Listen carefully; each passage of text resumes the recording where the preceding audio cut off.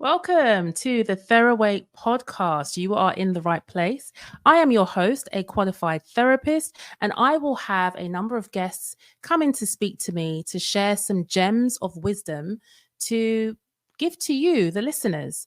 If you like what you see, remember to like, share, and subscribe so that the more people who subscribe to this podcast, then the more we will be able to have some guests in the studio.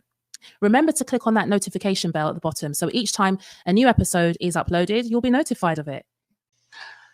Hello, and welcome to another edition of the Therawake podcast. And today's quite a pertinent podcast, which is different. We have somebody here who I came across when I was on social media. I was scrolling on social media and I saw a post that was written in the iNews publication. And it just popped up on my feed, and it was around I suppose I was looking up care, children in care, and what that experience was like, because I have been working in and out of children's homes and working with foster carers for best part of 15 years. And I've worked with some pretty good children's homes, very limited, and I've worked with some pretty bad ones, to be honest, that are not particularly sensitive to the needs of the child. And we know from the Children's Act, the needs of the child is paramount, but that's words that we use. But it's almost like, how much care is there in the care system when the carers are maybe just tired of their role? They've been doing it for far too long. So I came across this article that was written by journalist Asma Day, and written beautifully. And what struck me by the article was not only this young woman's face, but her eyes. And I said, oh, that looks like there's a story behind her eyes. And then I scrolled down and I saw another picture, same young lady, probably a few years later, and she's all done up and she looks different and her eyes were smiling. So I went back up to the first picture and I was like, oh, there's a contrast. Let me read.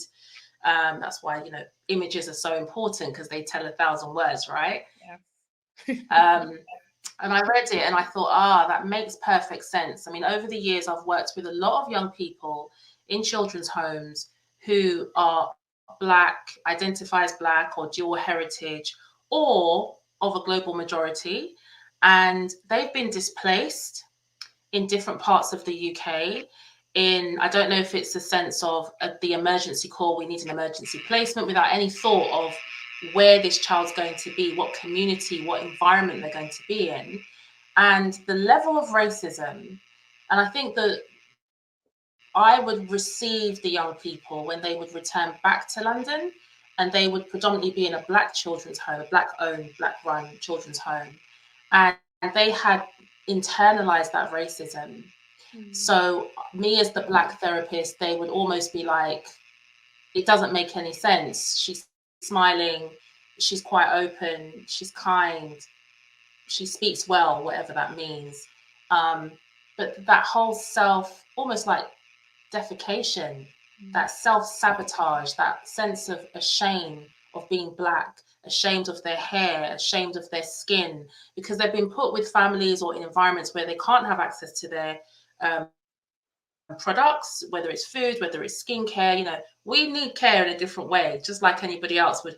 Everybody's got their unique features, and for a child to be displaced is terrifying.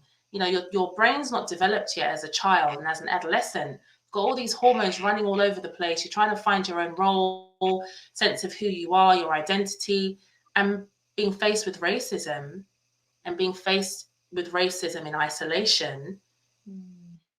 I can't imagine. So I'm not going to speak anymore. I'm just going to introduce this young lady who is Jade Barnett. I'll ask you to introduce yourself, and then we can just have a natural conversation. So tell me about who you are and what you do. Hi, thank you so much for having me on the podcast. I really appreciate you reaching out and showing so much support as well. It means a lot. But yeah, my name is Jade Barnett. I'm 23, and at the moment, I am a youth advocate. So I advocate for care experienced young people, and as well as diminishing school exclusions. I work with the Prince's Trust full-time as an outreach youth development lead. That is a really cool job to have, because I promote all the programs and offers that the Trust has for young people 16 to 30. I then work I then work at a youth club in Streatham called Nice Youth Centre, and we do work with young people there. I'm also a team leader, so I manage a group of young people from year 8 to year 10. Predominantly my group are boys, young boys, but it's an amazing experience to just be able to be in a setting with the young people and actually see their development and be their safe space when they come from school, or, you know, if they're having issues at home. Our youth centre is somewhere where they can actually be themselves. So I really enjoy that. I'm also a youth ambassador for Connected Futures, which is a project that is running in order to rise youth unemployment in Downham. So that's within my local area. I live in Lewisham, South London. So Downham is within Lewisham Borough. I'm a youth ambassador as well for Scene under Barnardo's. So that is the service under Barnardo that predominantly works with Black and Asian minority young people, looking at social care, looking at education, the criminal justice system, mental health, which is an amazing service which hasn't been around for quite long. So the fact that I'm working with them now just shows how much growth Barnardo's needs to have within their support that they offer to young people. I just got anointed a new role as an EY Foundation trustee, which is very, very cool. It's a voluntary role, but I'm really, really excited to like get into it because it gives me an opportunity to understand how the charity sector works behind the scenes. I'm very much on the front line within charity work, but not really that much behind the scenes. So I can't wait to find out how it all works in order for me to potentially have one in the future. And yeah, I do a few other youth bits. So working with the Dying Awards, just finished my time with the London's Violence Reduction Unit. Wow. Yeah, so I'm a little bit of a busy bee, but everything. You are a very busy bee, not a little bit. It's all going on. Yeah, so No, but it's good to interlinked. Yeah, so it's great. No, it's good to hear, and it's good. I wanted to start with what you're doing now, because what you're doing now is the picture that I ended on in the article. You know, and it was the eyes that were smiling because I can see, like, you know, just beaming now because you're doing so much brilliant stuff, and some of it is paid, some of it's voluntary. You know, you're giving your time, your energy, and this lived experience that you have. You know, you're talking about, even talking today, I'm really mindful that we're going back in time. So we're going to bring up things from your past. And as much as you say you're so kind, you're like, oh, it's fine, I do it all the time, and the rest of it, with lived experience and with trauma, you're never quite sure how it's going to land. So you might do one like, that was so good. I didn't cry, I didn't tear up, I didn't feel anything. And you're like, yeah, I can do more. And then you do another one and you're like, why am I feeling feelings? Yeah, it's Have you that before? Yeah, I have.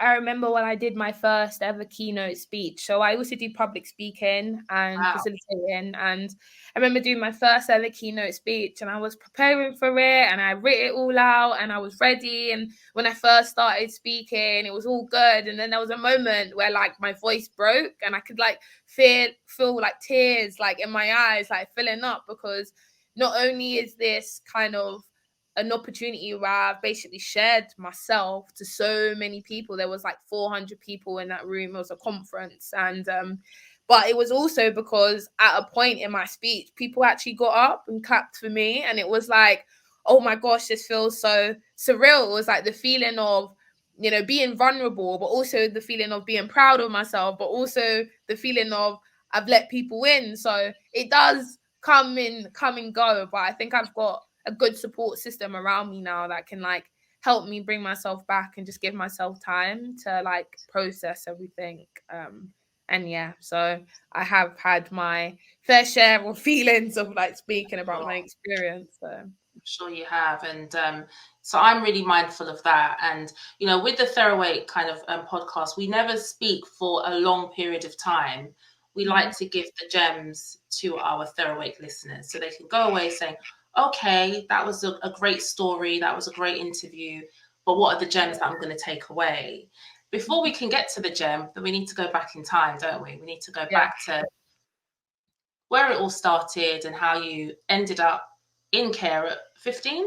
Yeah, 15. Yeah. So Yeah, slap bang in adolescence. yeah, it's people will say, oh, it's quite a late time that you went into care, but the way I see it is I still went in regardless of what age I went in, and it was still a very difficult time for me anyways, because I was struggling with education, being excluded and managed moved. I got managed moved from one school to another school to another school, then got permanently excluded. And when I was in my pupil referral unit was when I went into care. So all of those moves and those challenges consistently went with me when I ended up in the pupil referral unit. And it wasn't until a support worker that was attached to my pupil referral unit actually took the time out to just constantly show up for me and keep the door open. And then there was a day that I actually just kind of let it all out. I just told her everything that I was going through and I was managing, and that was when kind of started my journey into care. So yeah, I went in when I was 15. My first placement was a Black family. However, they weren't the best. It felt like I was kind of there just for the money. I wasn't really allowed to navigate the home. The home wasn't my home, it was their home, and I was like a guest in there. I couldn't really go in the kitchen when I felt like to get a drink. There was times and regulations whether or not I could use the kitchen or the living room, and it just got to a point where I felt like an outsider. So I just kept running away until social services saw the need to move me. I got moved to another placement, another Black family in Bromley. They were amazing. They were strict, but they were amazing. And I think that's what I needed in order to help me manage the chaos I had going on outside of their home, and feeling safe in their home. However, I got moved from that placement due to a situation that happened with an ex-boyfriend of mine, and it was something that was out of my control. So I just had to move, and that's when I got moved to Birmingham. So that was my first ever like far away move, I would say. And yeah, that was an experience within itself. So yeah, I It got would moved to be, because have you been a Londoner all your life?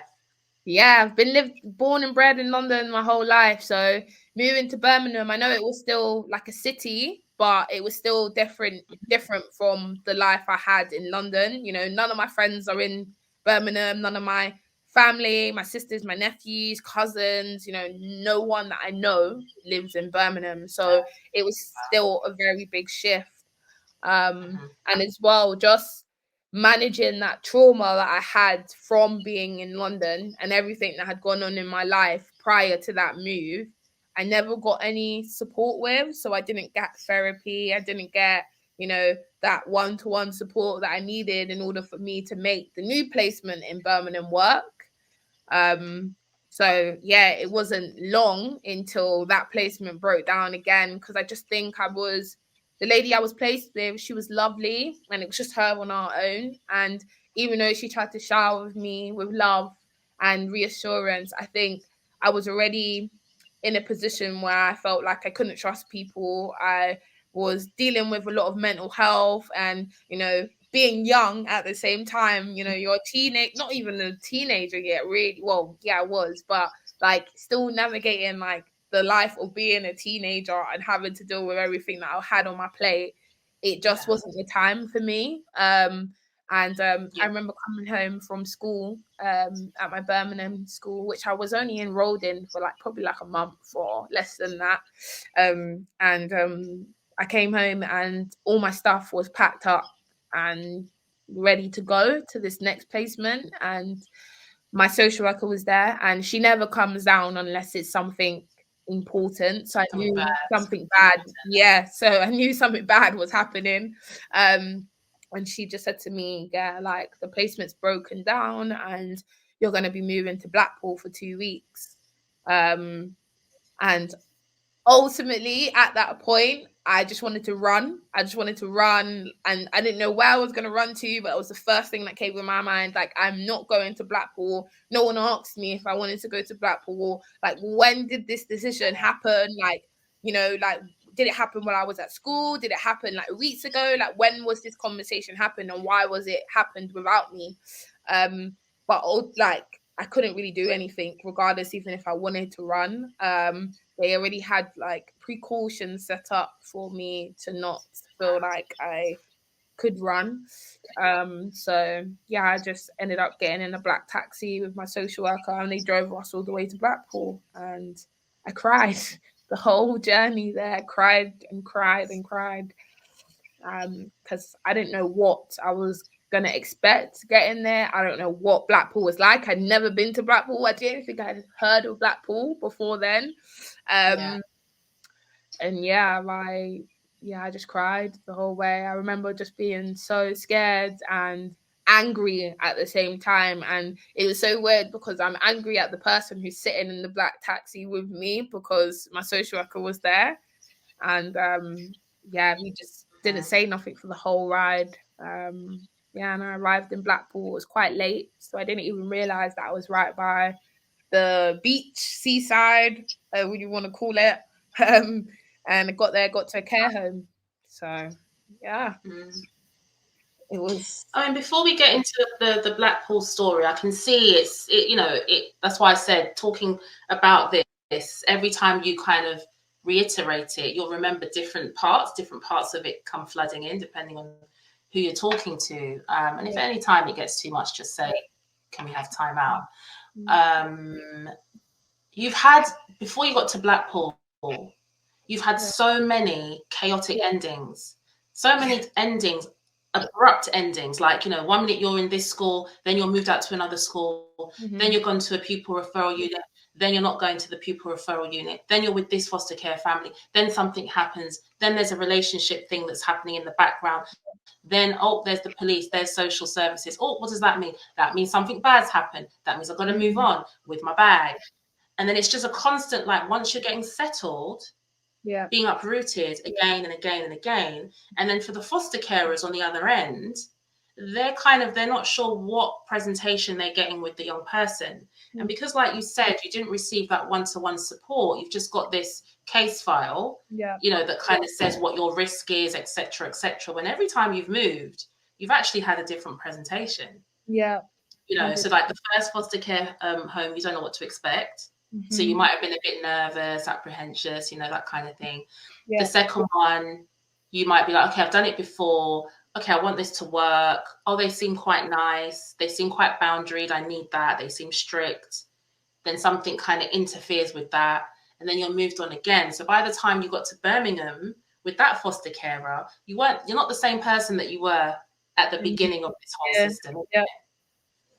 I was just I just felt like I was fed up, and I just felt like, why are you moving me so far away? Like, even though I was in care, I still had links with like family members. And for whatever reason why they couldn't, take me in at that time and stuff, but I wanted to have relationships with my family members. So I felt like being in Birmingham just made a barrier for me to even get that to a position where I could have it and even feel supported by the people that were once looking after me. I couldn't have that. And I didn't have a phone when I first moved to Birmingham. So I had no contact with no friends. I didn't really know what to even do at this point because I wasn't even going to school when I first moved because they had to enroll me into a school. And I was just kind of left with this lady who I don't know. And even though she was a great person, that's a hard situation to be in as a teenager, coming into a new area, a new location, just thinking about the possibilities of what my life could potentially look like. And at that point, I was just like, I can't even be bothered to restart any more relationships. I don't even know. When I go to school, I remember people asking me like, why did you come to London and come to Birmingham from London? And I didn't even know what to say because I didn't even know if I was going to be there for long enough. I didn't really know if I wanted to let people in. I was just at a very confused, hurt, and just angry place when I was in Birmingham, I think, looking back at it. I think you have every right to be because you're angry at this point. You've been ripped out of where you've grown up, where if you know London, that's all you know, and you've just kind of moved into a new community and your phone's taken away. Like, you're 15, teenagers, their phone is like everything, whether they're snapping or Instagram Yeah. or whatever. How even was that to be off social media and not have your device? It was hard because also because of the situation that happened with my ex-boyfriend at that time, there was a lot of commotion around it, and like I didn't know what people were saying. I didn't know if people were trying to get in contact with me. I didn't really know what anything was going on. It was kind of like that anxiety feeling of not knowing and not being able to know because you're basically getting restricted to know. And it was like, I don't even thinking about it now. I don't even know what I did without my phone. It's so weird because, like, nowadays everyone's like, oh, young people are so induced in their electronic devices and stuff. But it really kind of took away my sense of like identity or even like knowing, like, kind of like my relationships as well. Because a lot of the time you connect with your friends through social media. In order to go to like your friend's house, you got to like message them and, check in on your friends or see how everyone is basically my phone, and I couldn't do that. So it was hard. I just remember every day asking, like, when am I going to get my phone back? Like, when are they going to let me have my phone back? And eventually I did, but that was more towards the end of my time at the placement anyway. So it was like I had gone so long without it. When I got it back, it was like overwhelming a little bit to have it back as well, because got so many messages. People are trying to find out where I am. Not everybody knows the situation that I'm actually going through, including friends and family. So it was like kind of having to re-explain things to people or talk about what's going on, and I didn't even really know what was going on in my own life, to be fair. So yeah, even having it back was a challenge. So yeah, that I had to kind of like manage. So you're managing all of that. You're in a seaside town. You're now in Blackpool. Was it a children's home or was it like a foster care setup? It was a children's home. I remember actually asking, because it was quite a big home. I remember asking, like, whose house was this, like, before it became a care home. It was like a old footballer's house. It had like 3 floors in it. It was quite a big house. I remember it had 3 rooms on the second floor, and then 3 rooms at the top floor. And when I got there was 2 young boys who were already living there, white young boys who were living there, and then there was me. And I remember the first night, because I reached there at nighttime, so I had to go to sleep, obviously, to the next morning. And I remember waking up and just not coming out of my room, like, didn't want to go out to like the house. It was the house. And I remember they got a staff member. I think they particularly wanted this staff member in because she was black. She was the only black member of staff there. So I think they kind of used that to their advantage and made her like knock on my door as like the first person I saw, which is actually quite lovely of them, because they didn't have to, but I guess at the same time, in my eyes, they should. So yeah, and yeah, they were just like, hi, like, how are you, kind of thing. And I just remember saying nothing for the first day. I just said nothing to anyone. Asked me if I'm hungry, said nothing. Showed me where the kitchen is, showed me like, the rest of the house. And I just remember looking outside my window and being like, is that sand? Like, is that actually sand? And they were like, yeah, like, you got the beach on your doorstep. We lived in an area that was like more retirement area, I would say, because a lot of the people I'd see like on the roads were like older people. It was quite a quiet area as well compared to like main Blackpool, which is a big difference. And yeah, I was just like, so how long am I going to be here for? And they were like, well, we was told it was only 2 weeks. I said, okay, well, I'm going to count down those 2 weeks, and then I want to know what's happening then. And obviously a 2-week mark came and didn't hear from my social worker. And that's when I kind of, a flick in my head, kind of a switch came on, and I was just like, you know what, they're going to leave me here for however long. And I should either fight it. I can either fight it and be angry, or I'm just going to have to manage the cards that I've been dealt with, and just get on and just show them that I'm able to go back to London eventually. And I decided to take that road. So yeah, yeah, crazy. Yeah, wow, that's such a story. I mean, even your resilience, where does that even come from? Because like you said that you were silent for a whole day, you couldn't speak, Yeah, yeah, which is quite a normal kind of trauma response, because there's no words, that you're confused. Where am I? Don't even know you're by a beach and all of that. yeah, And eventually, when you realized after 2 weeks, so it's almost like the 2 weeks was almost like a little period where you're thinking, okay, they're going to contact me tomorrow. All right, next week they're going to contact. Then 2 weeks has come, nothing. okay. And then what struck me is when you said, I have to either be angry or I have to deal with the cards that I've been dealt, which is such a mature, wise way to look at the situation, because you could have went into self-destruct mode, which a lot of young people do without the resources. And it just, as you know, because you're nodding, and then it gets worse and it escalates into other areas of the criminal justice system, or, mental health institutions where you can't leave, medication. So tell me about this awakening that you had when you said, right, okay, this is the cards that I've been dealt. What am I going to do with it? I just, you know what, I just sat down with myself and said, I want to be better than anyone. I want to be better than what everyone has kind of labeled me that I'm going to be. And even though I'm here, and even though this may seem like a negative situation, I can try and make it as positive as it can be. So I can go back to London and be a different person. I want different life outcomes now. I actually want to be someone. I want to be someone. I want to do something. I want to make my family proud. I want to, come out on top of this and not let the care system kind of shape me into this ticking time bomb that ends up getting involved in the criminal justice system, or, in more toxic relationships. I wanted to save my money and drive. That was another thing that was on the cards for me. I really wanted to learn how to drive. I just kind of was at a point where I was just like, I'm tired of like fighting. I'm tired of being angry. I just want to be in a better place for myself and kind of prove to these people that I am very much capable of being independent and maturely independent, because I had in my head that I wanted, when I went back to London, I wanted to move into like my own place.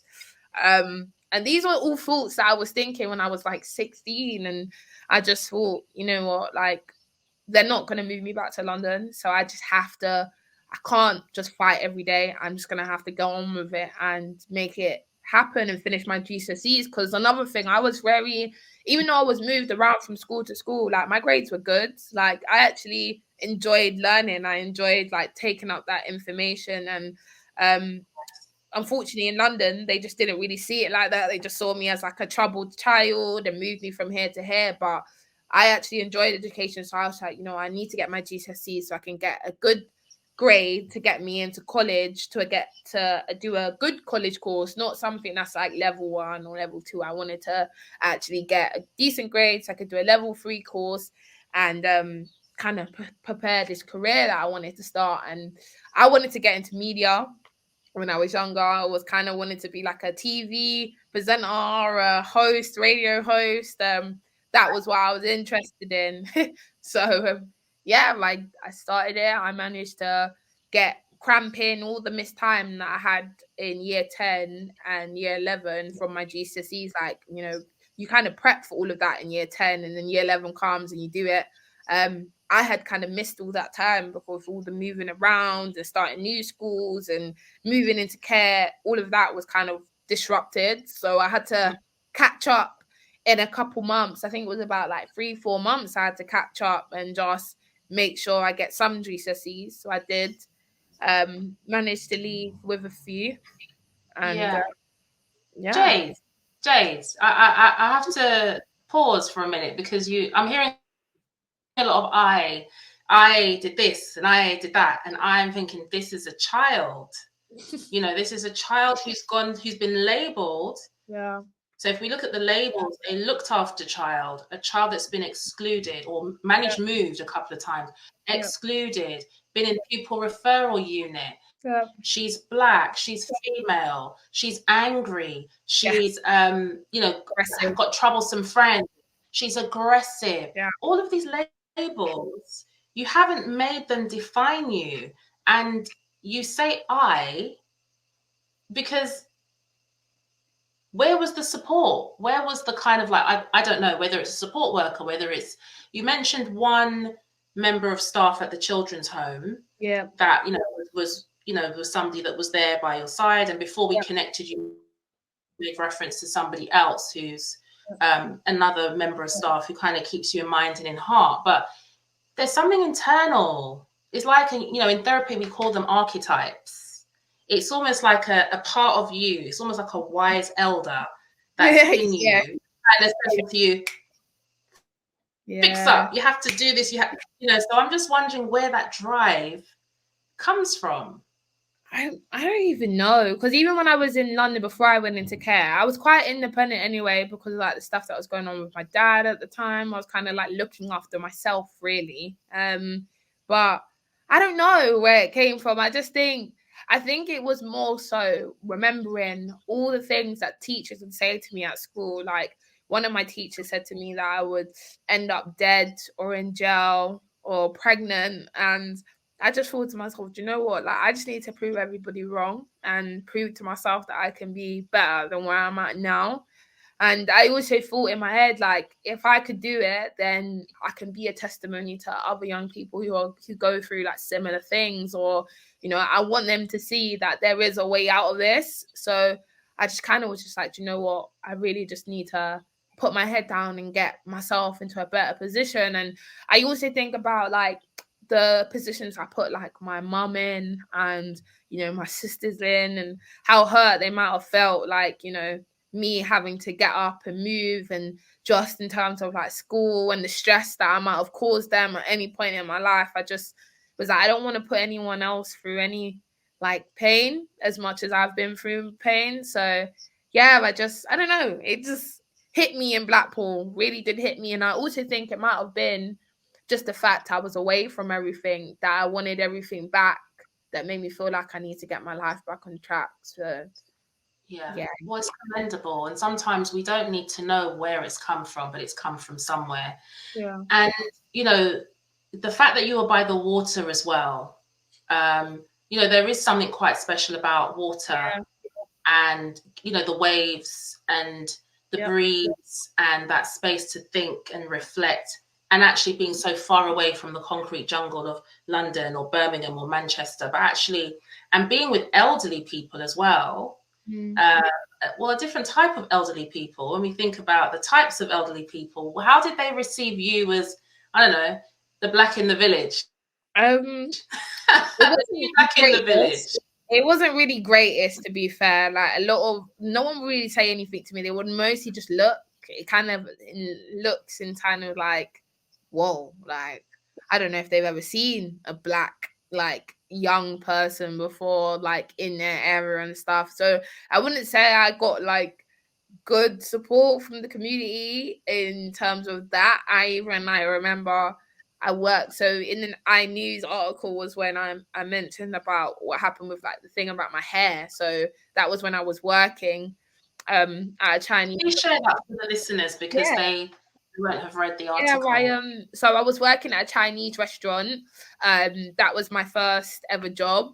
It was cash in hand, which was easy for me because I was saving up for my drive-in. And I was serving a lady, and she came in and she was like, she's a hairdresser, and she's trying to expand her business, and she's trying to make her services more inclusive for other members of like the community, or people who come down from elsewhere. And I had my afro out, so I had like a mini afro at the time, and I was thinking, where's this lady going with this? Like, what is she trying to say, but trying to like submissively say? And in the end, she was kind of just like, oh, like, is it all right if I just, touch your hair? Like, is it all right? Because I just want to know how like it feels. And I was like, I looked at her like,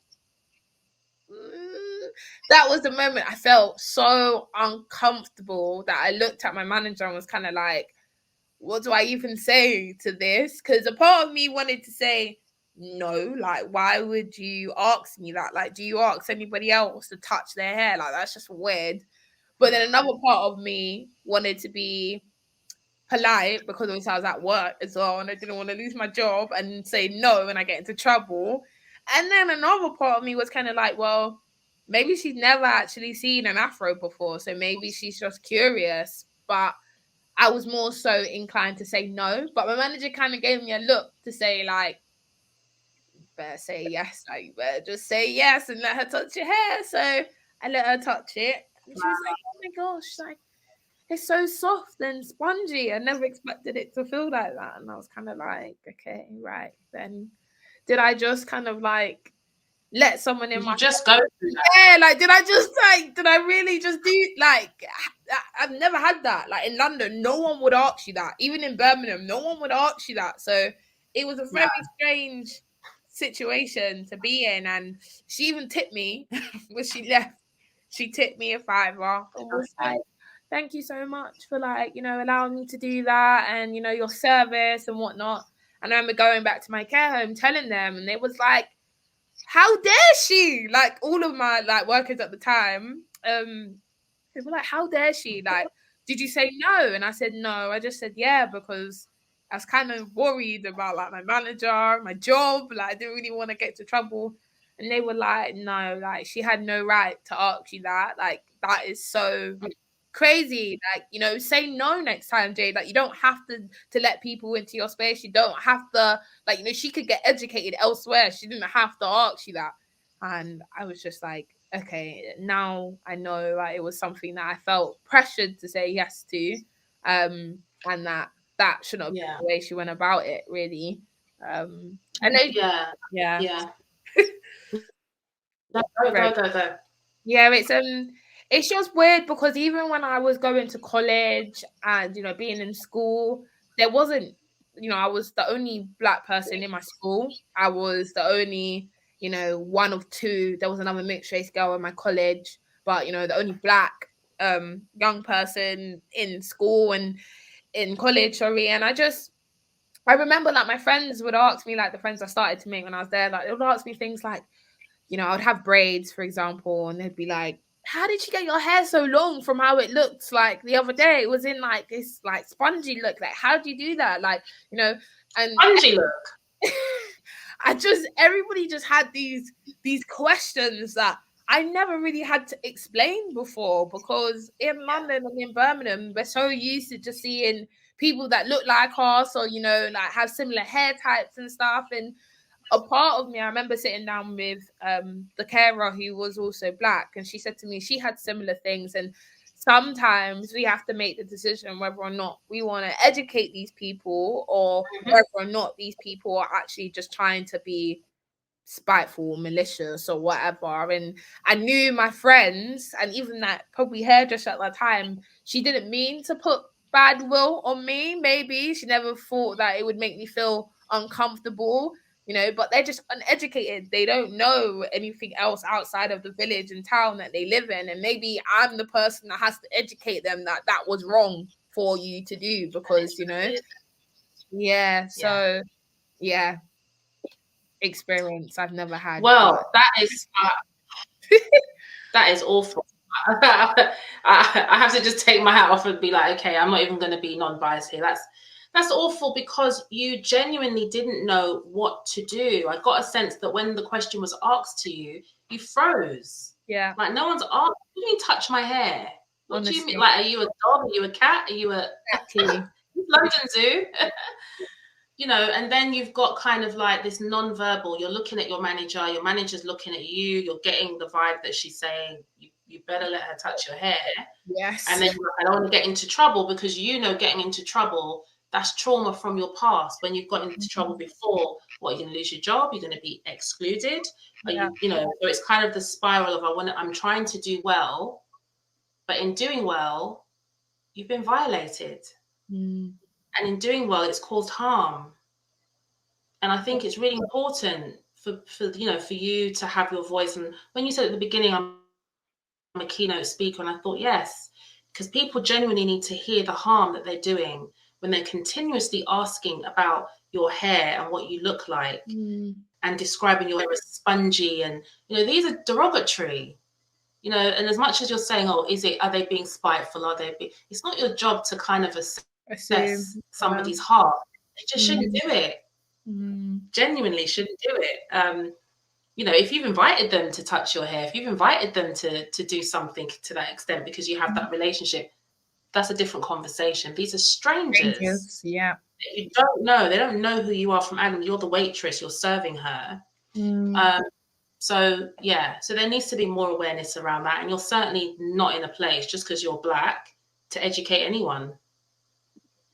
You're right. You're an intelligent young lady, and you're there to kind of teach about other things, your topic, your area of interest. If she wants to ask you about your keynote speeches and your media training or anything else that you're doing, fine. But you're not there to teach her about how Black you are and how your hair texture is and all of that. Yeah. Talking about hair, how did you get your products? How did you get your cocoa butter? Well, like, thank God, honestly, that I had the Black carer that was in my home, because she knew where to go. So we had to drive out of Blackpool to go to Preston. Preston is more like kind of close to Manchester, not that far. So some people around there are of Black ethnicity, and I remember there was actually one Black hair shop, and she took me there, and I would get my cocoa butter for my skin. And I actually had to beg my care home for extra money. I had to put a proposal together and go to the manager of the care home to say why I need more money for my products, because you get like a certain amount for like clothing allowance and like toiletry allowance, and what was offered to me was not enough for me to get the stuff that I actually needed. So I had to kind of push them to understand that what I need to the other young people that live in this house is completely different, because what you give them, they can just go Tesco's and buy shampoo or whatever, and that's great for them. But I'm not doing that for me, because my hair needs different treatment, my skin needs different treatment. And so I pushed that, and the Black carer who was with me, she helped me push that, and eventually they gave me the extra money, and she would take me down there when she was on shift to get the stuff that I needed. And even at points I had to ask for like my hair to get done, so like my braids, because I never knew how to do it myself. And I didn't want the Black carer, I didn't want her to feel like she was kind of in a position where she was doing my hair for free and stuff like that. And it's time consuming for her. So I used to say to them, look, like, I need hair allowance to get my hair done every month, which I didn't always get all the time. So sometimes I had to sacrifice, but when I did get it, I would pay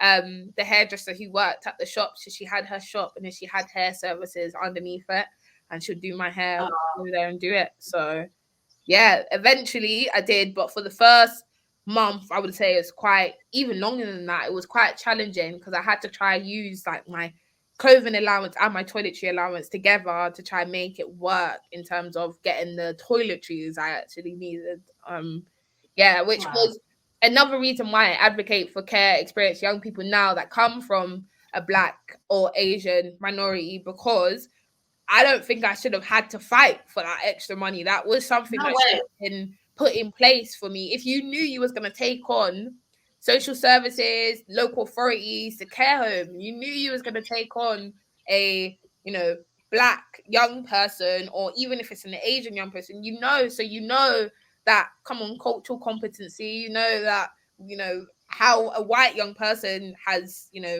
toiletries, food, whatever, they might have a different experience to me. So they should have been prepared for that. So, and they weren't, which was a bit disappointing, because even in my home, eventually it became quite a Black care home. So there was at least three of us. Yeah, there was at least three of us in that care home who came from London and were all Black. So it was kind of like, open the door. Yeah, like, so yeah, and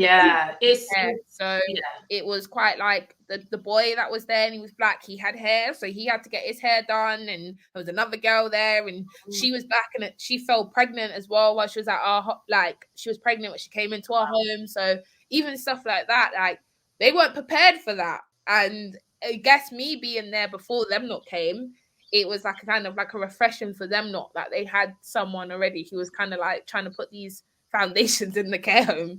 And I was still a child myself. So yeah, Yeah, very. You had to grow up really quickly, Jade. Yes, I did, for sure. Yeah, you did. You really did.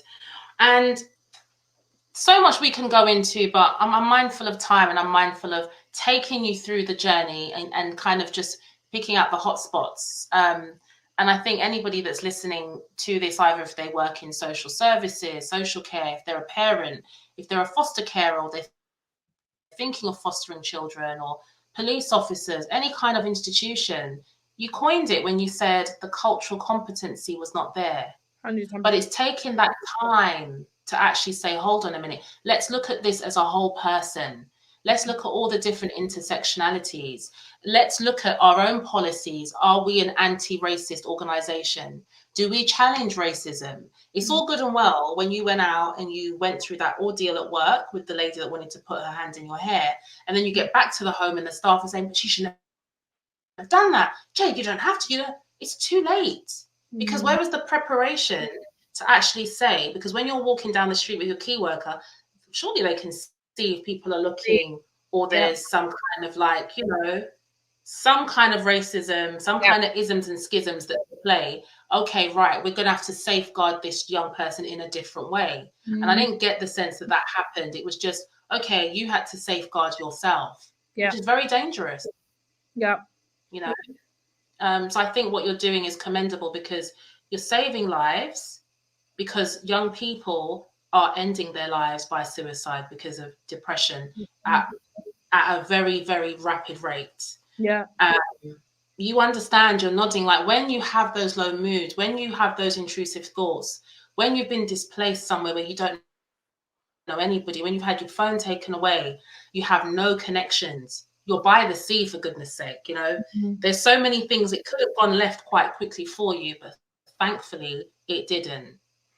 So just to close the conversation today, if you were kind of to summarize or to give some gems to the listeners around your story, what would you say? What would you say to close? I would say that if you do work in any of the systems that support young people, treat them as like individuals, like not as by what you've been given on a piece of paper, or what by this practitioner said about them, or what this person has said about them. Like, treat them as individuals and treat them with the same respect as you would want to be treated, or even the young people that you may look after, or the being a parent, like treat them as individuals. And I just think something that is like heavy on my heart that I would like to share as a gem is that I think intentional and inclusive practice is important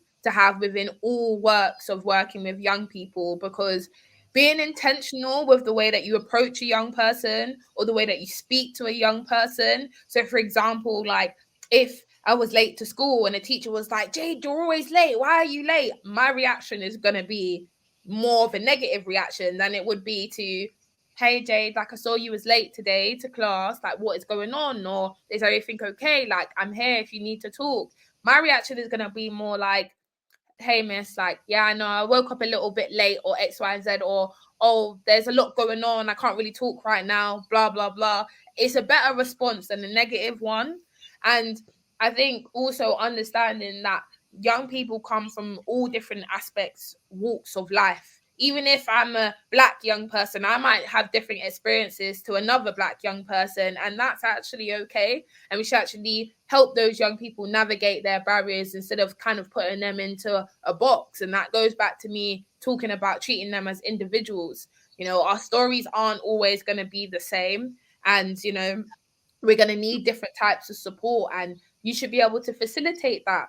And yeah, like just be kind, be reassuring, and kind of like give these young people hope. I feel like a lot of the work that I do, I realize that young people nowadays just feel like they're just going to end up being products of their environments. They don't see anything else outside of what they're seeing now. And we could potentially create a space where they actually see like, hey, I can be that next doctor, I can be that next astronaut, or whatever dreams that they want to achieve. But we have to create spaces to make them feel like they can and they will be able to live up to the dreams that they aspire to be. And yeah, like, you know, we've all taken roles that are important and vitally important to the upbringing of young people. So please just utilize the fact that, you know, there are methods out here, intentional inclusive practice, contextual safeguarding, cultural competency, like upskill yourself as much as possible so you can give as much as yourself and your expertise to these young people, because honestly, they really do need it.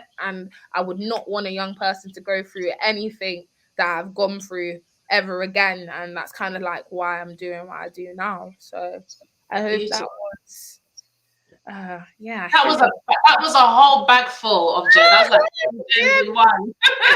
We're still checking it out through the checkout. They're all coming. But no. Thank you. I love what you said about intentional, inclusive practice, cultural competence, you know, being aware. And if you don't know, go and find out, go and learn, you know, upskill yourself. And I just think 23 years old, wow, like you are, the world's yours. Like you're on fire right now. And I don't usually do this, but I'm saying to people that are listening, because this will go far and wide, is your details I will put below and how people can contact you.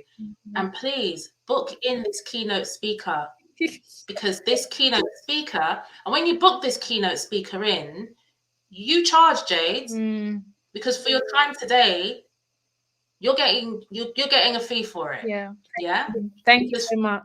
For me, look, for me, it's like, this is not just you're a guest, but you're sharing your lived experience. You're 23 years old. You know, the adolescent brain development stops around 25, 26. You're still growing and learning. You're still impressionable. You know, you're still not going to know, you know, where to go. You still need that guidance. And it's people like myself and, you know, people that are in positions where you have to see it to believe it, to actually be it. Yeah. You know, and if we're not represented, then it just becomes a dream, isn't it? Yeah. 110%. Thank you so much. Thank you. Thank you so much for having me. I wish you well. And also, you know, I don't know if you're accessing therapy or therapeutic services, but, you know, you have a story and, you know, there's PTSD and there's flashbacks and there's all of that. So is it something that you have been invested in or engaged? So I've invested in it myself. So I'm currently working with a therapist now, which she's great. And I was a bit skeptical about it before, but I've seen that I need it, especially in like my personal relationships, and things. So it's going great so far. So I'm hoping that over the next year and however long I keep doing it, it's going to really impact me. And I now tell my young people, if they, you know, in youth club especially, we're now offering that. So yeah, I am doing it now, 110%. No, that's wonderful. That's so good. And you're probably going to cringe, but I just want to say that this, you can see, that's the beautiful Jade that is growing. So continue to grow and to be absolutely beautiful, stunning photo.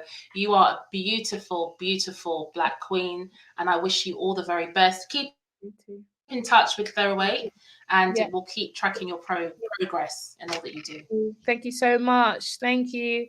No problem. All right, be well. Take care. Bye. Bye-bye.